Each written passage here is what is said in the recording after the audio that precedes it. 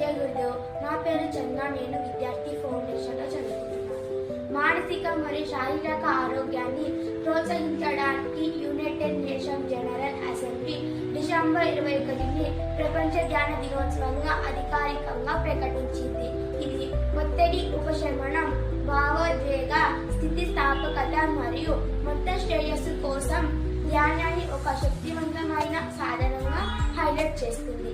December 21 శీతాకాలం ధ్యానం యొక్క లక్ష్యాలను అనుగుణంగా ఆత్మ పరిశీలన మరియు అంతర్గత ప్రశాంతతను సూచిస్తుంది. ప్రపంచవ్యాప్తంగా వ్యక్తులు మరియు సమాజంలో అంతర్గత పరివర్తనలను ప్రోత్సహించడం ద్వారా శాంతి మరియు సంబంధాన్ని పెంపొందించడం ఈ దినోత్సవ లక్ష్యం.